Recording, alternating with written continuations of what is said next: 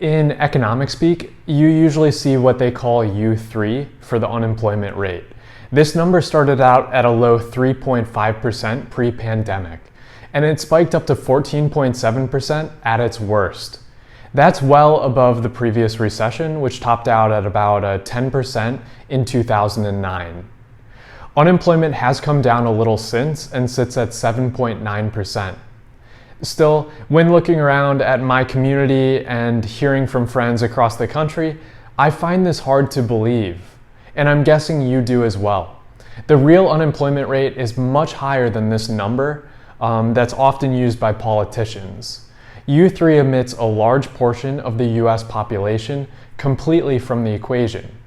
One large group it leaves out is discouraged workers. These are people able to work but haven't looked for a job in the last 4 weeks. And really, that's not a lot of time to be completely cut out of the equation. There's a slightly better unemployment number called U6, which includes more groups. But even then, it still misses way too much. So for a better look of what's really happening with our economy, let's check out a more insightful trend. And before we do that, I'd really appreciate it if you just tap the like button down below as well as subscribe. Thank you. The labor force participation rate shows employed workers divided by working age population. And this unemployment measure isn't looking good over the last 20 years.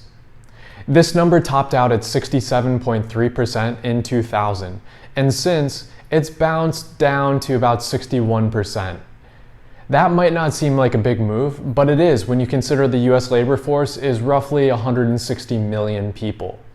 That change accounts for over 10 million jobs, and these jobs have not recovered over the past 2 recessions and recoveries.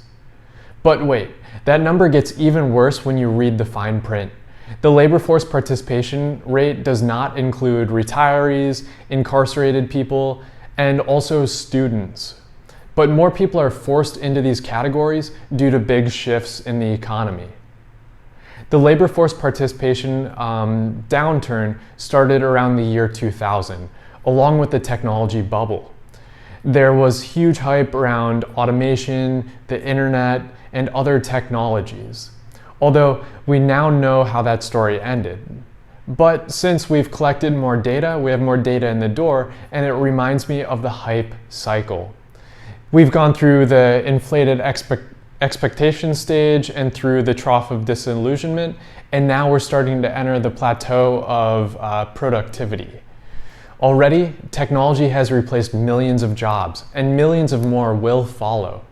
Of course, new technologies create new jobs, but not at the same rate. Job replacing automation this time around is not like the past industrial revolution. A small team of developers can create software that replaces thousands and even millions of jobs. A headline-worthy example is driverless cars. Now, to be honest, they're still a ways out, likely a few decades for majority adoption, but they will replace over 3 million truck drivers alone. Also, say goodbye to all the Uber and Lyft drivers. For a much deeper dive on this topic, check out my favorite article on universal basic income. I've packed it with valuable trends and insight. I'll drop a link down in the description below. Overall trends in real unemployment, or the real unemployment rate, are not looking good. One takeaway is to better prepare by building better employment skills, although I have a bigger takeaway. Technology is eating our world. The 5 largest tech companies alone make up about 24% of the S&P 500. That's 500 of the largest companies, but yet 5 make up about 24% of the total. Instead of fighting against software and robots, which are on average making our lives easier, instead just get in on the action. Anyone can invest in these companies today and share in the success.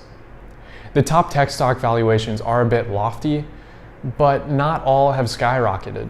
I've covered 2 tech stocks on the top of my buy list.